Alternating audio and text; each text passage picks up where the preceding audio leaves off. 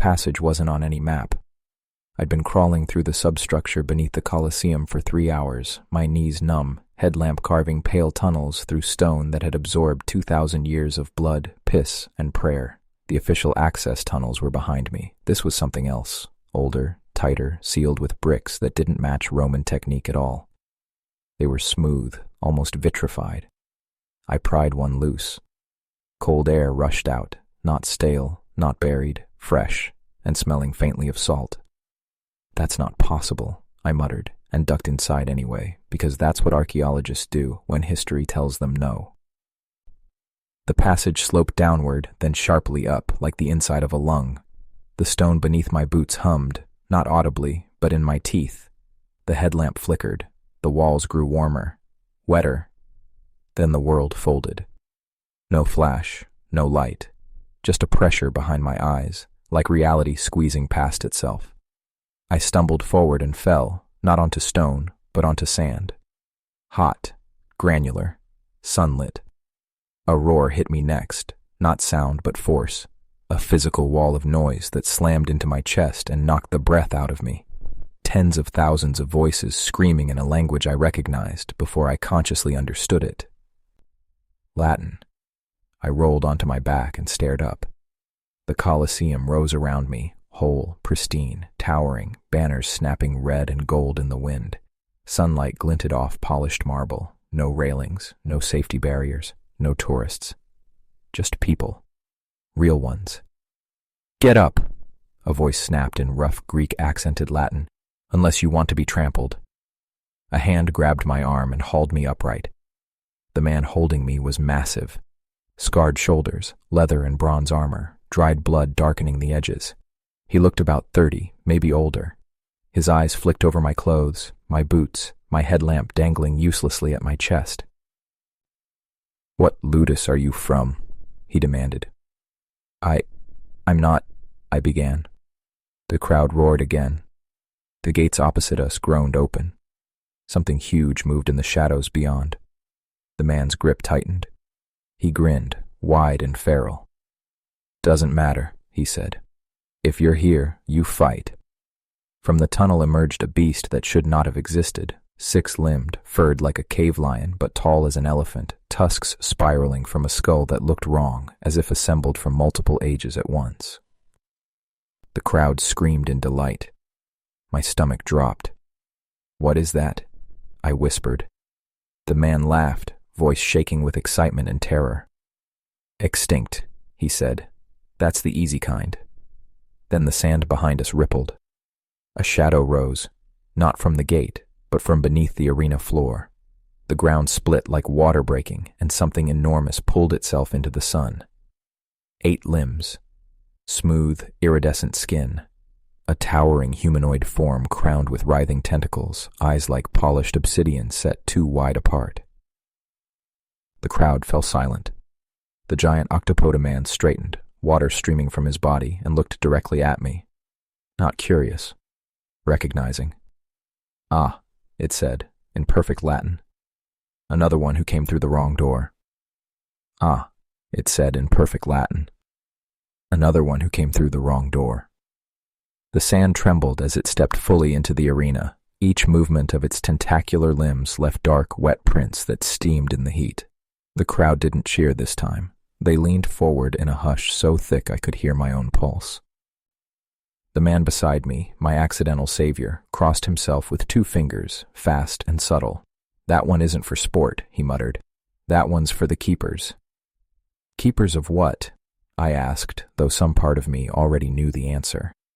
The octopoda giant turned its head without moving its body, eyes fixing on the gates where the extinct beast pawed the sand, snorting clouds of dust. Then it looked back at us, at me. "Of balance," it said calmly. "Of spectacle. Of time." A horn sounded. Low. Final. The beast charged. The man shoved a short sword into my hands.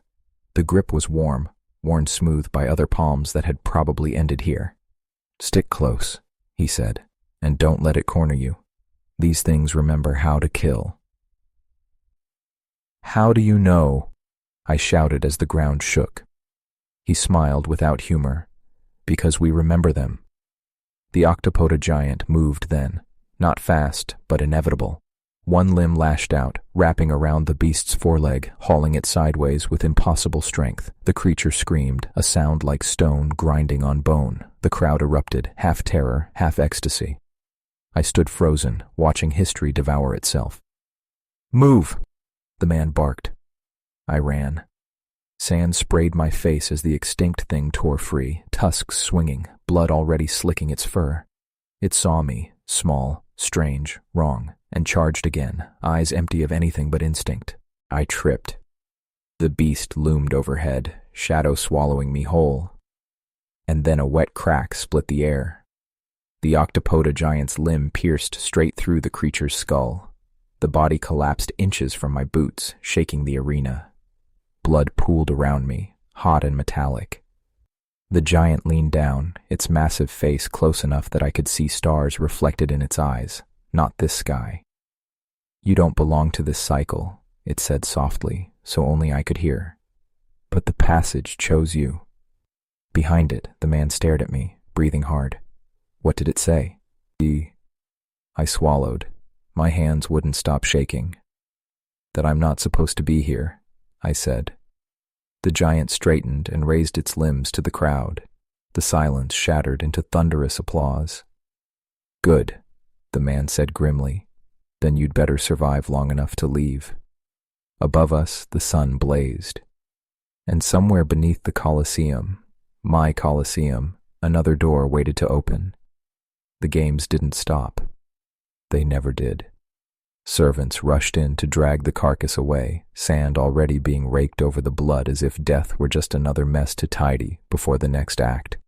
The crowd chanted, restless, hungry for more. For always more. The man grabbed my arm and pulled me toward the edge of the arena, keeping low as another gate began to rise. "Name," he demanded. "Elias," I said, the word feeling fragile in my mouth. "Elias Morano." "Cassian," he replied. "You stay with me, Elias, not from anywhere. You listen, you live." "What is this place?" I asked as we moved. "This isn't just Rome." Cassian snorted. "No, Rome is the front, the show. What you're standing in is older than Caesar's, older than us." Another horn blared. The crowd's roar shifted pitch, anticipation sharpened into something almost reverent. From the opposite gate emerged two shapes this time, a towering bear-like thing with a skull too long for its body, and beside it, something that made my skin crawl, a man, or what had once been one. His limbs were elongated, joints bending the wrong way, eyes milky and unfocused. "Extinct beast," Cassian said, pointing with his sword. "And future mistake." "What does that mean?" "It means some creatures aren't from the past," he said. "They're from after." The octopoda giant remained in the arena, unmoving, a silent judge. One of its eyes tracked me constantly. The malformed man screamed and rushed us. Cassian met him head-on. Steel rang. I moved without thinking, stabbing where Cassian shouted, my body reacting faster than my mind could catch up. The thing bled dark, oily blood, and fell twitching into the sand. The bear beast roared. The octopoda giant intervened again, but this time not with violence. One limb pressed flat against the sand. The ground shimmered, and the bear froze, locked mid-charge like a statue. "Temporal violation," the giant announced to the crowd, voice carrying. "Disallowed." Boos erupted, coins rained down. Cassian stared. That one must have slipped past the keepers. I looked at him. "You keep saying that word." He met my eyes. "Because you're about to meet them." As if summoned, the sand at the center of the arena collapsed inward, revealing a circular pit lined with that same smooth, vitrified stone I'd seen in the passage. Light poured up from it, not sunlight, but something colder. Figures emerged, 3 of them, human-shaped but wrapped in layered garments that shifted like liquid glass. Their faces were hidden, but I felt their attention land on me like hands. The octopoda giant bowed its head. "An anomaly has entered the cycle," one keeper said. Its voice echoed wrong, like it was speaking from multiple points in time at once. "A walker from the far future." That's me, I said hoarsely. I can go back. I didn't mean to. You already did, it replied. You came through. Cassian stepped in front of me without hesitation. He's fought. He's spilled blood in the sand. That makes him part of it. The keeper tilted its head, temporarily. The octopoda giant looked at me again, something like regret passing through its alien eyes. There are doors beneath every great monument, it said. This one feeds on witnesses. The keeper raised a hand. Choose, it said. Return now, carrying what you've seen, or stay and become something history remembers only as a rumor. The crowd chanted, sensing drama even if they didn't understand it. Cassian glanced back at me. Whatever you choose, he said quietly. Don't think it ends clean. The pit waited. So did the future. I stepped back before I realized I'd decided anything. My heel hit sand, not stone, and that felt like an answer already forming in my body. I can't stay, I said. If I do, I stop being me. The keeper regarded me for a long, uncomfortable moment. I had the sense it was watching several versions of me argue at once. Identity is negotiable, it said, but choice is rare. Very well. Cassian grabbed my shoulder. His grip was iron, desperate. You walk out of here, he said, and you forget us. That's how it always goes. I won't, I said, and meant it with everything I had. The octopoda giant leaned closer. One of its limbs brushed my arm, cool, slick, humming with something like electricity. You will remember enough, it said quietly. That is the cost of opening doors. The keeper lowered its hand. The pit flared, light folding inward like water draining down a hole. Wind tore at my clothes, yanking me toward it. Cassian didn't let go until the last second. If history ever feels wrong, he shouted over the roar, it's because it is. Then I was falling. Not down, through. Stone rushed past me, then darkness, then the smell of dust and old metal. I slammed hard onto my back, breath exploding out of me. Silence. I lay there shaking, staring at the cracked concrete ceiling of a modern maintenance tunnel. My headlamp flickered back to life. My watch, my modern watch, still ticked. I laughed, then sobbed, then lay very still. They found me an hour later, disoriented, but alive. Another lost researcher. Another close call. The passage, of course, was gone. Just solid stone where it had been. They sealed the tunnel. They wrote papers. They moved on. I did too, mostly. But sometimes when I lecture about the Colosseum, I catch myself pausing, because for just a fraction of a second, the air feels warmer, heavier, like a crowd holding its breath. And once, only once, I swear, I heard applause. Not echoing, waiting. The word followed me home that night, sat with me while I stared at the ceiling of my apartment, Rome's traffic murmuring far below like a distant crowd. Sleep wouldn't come. Every time I closed my eyes, I felt sand under my palms, warm and alive, as if it remembered me. At 2:17 a.m., my phone buzzed. Unknown number. I answered without thinking. Hello. Breathing. Slow. Measured. Then Cassian's voice, older, rougher, but unmistakable. You kept your word, he said. I sat bolt upright. That's impossible. So is fighting beasts that shouldn't exist, he replied calmly. Yet here we are. My walls felt thin, my apartment suddenly too small. How are you calling me? Through stone, he said. Through stories. Through men who dream of sand and wake screaming. I swallowed. You said I'd forget. You did, he said. Enough to survive. Something shifted in the air beside my bed, not visible, dense. The pressure returned, familiar as a scar. They're opening more doors, Cassian continued. Not just here. Everywhere people gather to remember violence. Arenas, battlefields, execution squares. A faint, wet sound came from my bathroom, like suction cups peeling free. You need to stop them, I said, though the words felt absurd the moment they left my mouth. A pause. Then softer. No. You need to witness. The pressure intensified, and this time, I saw it. A reflection in the dark TV screen. Tall, broad, eight-limbed, watching me with ancient patience. The Colosseum was never just a place, Cassian said. It was a rehearsal. The octopoda giant raised one limb and the room folded. Not all at once. Just enough for me to smell salt again. Just enough to hear the crowd. Not roaring, murmuring, like a throat clearing before a scream. My apartment stretched, walls bowing outward as if the room were being viewed through water. The TV reflection deepened, turning into a window instead of a mirror. Sand bled through the carpet in fine grains, warm against my bare feet. Stop, I said, though I wasn't sure who I was saying it to. The octopoda giant did not move closer. It never rushed. It simply occupied space until the universe adjusted around it. You are not being taken, it said. You are being returned to function. To what? I snapped. A gladiator. A messenger. A mistake. Its eyes dimmed slightly, like stars behind cloud. A witness that can walk forward. The air split. Not tore. Unseamed, like fabric carefully unstitched.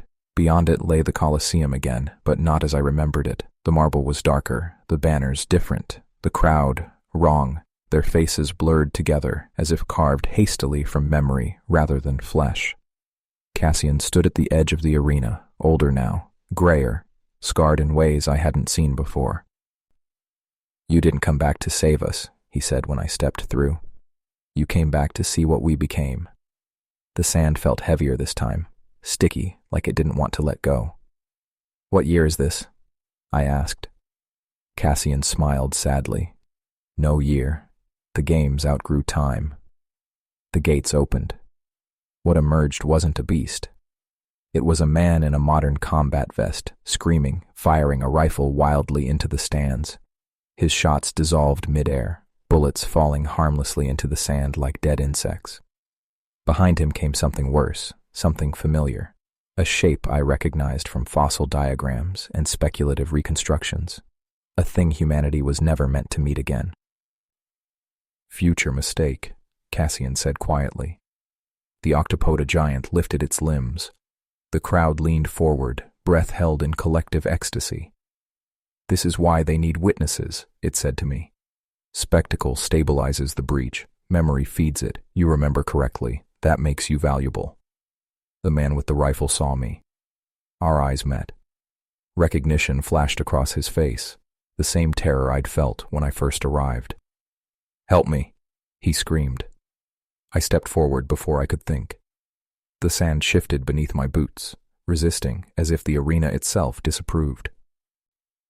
Elias, Cassian warned, if you interfere...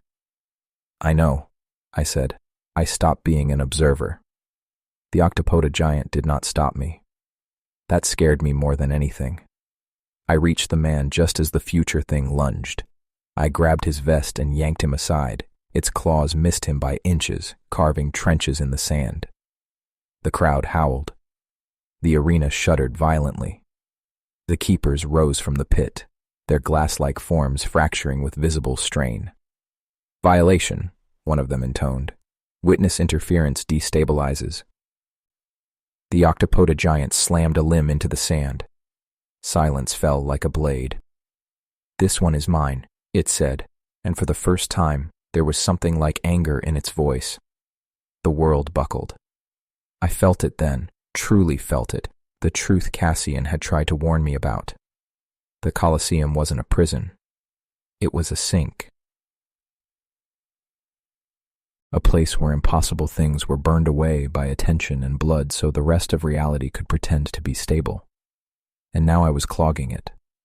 The giant looked at me, eyes blazing. You cannot keep walking both directions, it said. Choose again. Behind me, the modern man sobbed. Ahead of me, the future thing screamed. Above us all, the crowd waited. And for the first time since I'd pried that brick loose beneath Rome, I realized history wasn't watching us. It was hungry. The word vibrated through the arena, through my bones. through the places in my head where dates and layers and footnotes used to live. The crowd leaned forward as one organism now, their faces sharpening, mouths opening slightly, not cheering, not booing, feeding on the moment. "Elias," Cassian said, low and urgent, "if you don't decide, it will." The future thing screeched again, a sound that bent wrong in the air, and lunged. The modern man screamed and scrabbled backward, boots sliding uselessly in the sand. I moved. Not toward the pit, not toward the gate, toward the octopoda giant. "You said I was valuable because I remember correctly," I shouted. "So remember this." I grabbed the giant's limb. It should have frozen me, dissolved me, erased me like a smudge on glass. Instead, the world locked. The sand stopped shifting. The crowd froze mid-lean. Even the future thing halted, jaws inches from flesh. The giant stiffened, eyes widening, not in pain, but surprise. "You are anchoring," it said slowly. "Yes," I gasped. My skin burned where I touched it, images flooding my mind, stars I didn't have names for, oceans under black suns, arenas carved into asteroids where things fought that had never been alive in the way we understood it. And I'm done watching. The keepers screamed. Their bodies fractured completely now, light spilling from the cracks like time bleeding out. "Collapse imminent," they chorused. "Spectacle failure." "Good," I said. I turned, dragging the giant's attention with me, and pointed at the crowd. "They don't remember correctly," I said. "They consume. End that." The octopoda giant followed my gaze. Really looked at them this time, not as participants in balance, not as background pressure, but as parasites grown fat on repetition. Its limbs trembled. "You would starve the sink," it said. "Yes." Cassian stepped beside me. He placed a hand on my shoulder, solid and real. "We were never meant to be eternal," he said quietly, just loud. The giant straightened. The arena cracked. Not exploded, aged. Marble yellowed, fractured, crumbled. Banners rotted in seconds. The crowd screamed as their forms blurred, thinning into impressions, then memories, then nothing at all. The future thing shrieked and collapsed inward, folding into itself like a bad idea finally forgotten. The modern man stared at me, eyes wide. What did you do?" I smiled, tired to my core. I closed a door. The sand fell away. Stone rushed up. I woke on my apartment floor, coughing, my phone dead beside me. Morning light spilled through the window. No salt smell, no crowd. Just Rome, old quiet Rome. They never called again. No unknown numbers, no cold spots, no reflections that lagged. The Colosseum still stands. Tourists still walk its paths.